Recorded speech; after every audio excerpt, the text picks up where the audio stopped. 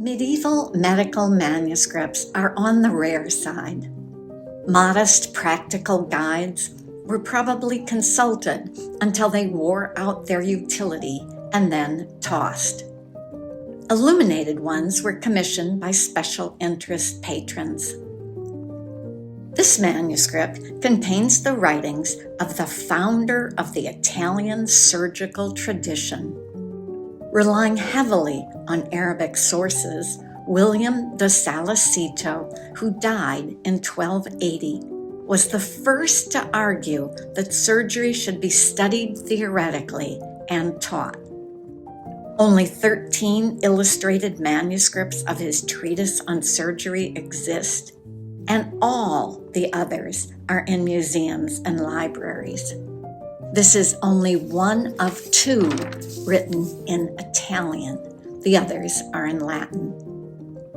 Whereas other manuscripts show surgical instruments or author portraits, our copy illustrates actual medical procedures.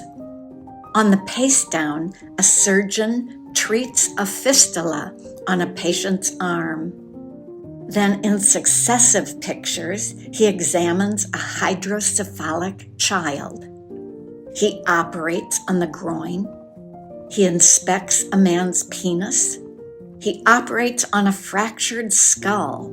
And finally, he removes an arrow lodged in a patient's throat. Audiences surround him in some of these scenes, observing his procedures and practice. It is not often we know much about the origins of such a work, but this one was owned by a physician, Magister Franciscus Jacobi di Grassi, who studied in Perugia. It still preserves the sturdy binding that Magister Franciscus had made for it. Its intact survival is indeed extraordinary.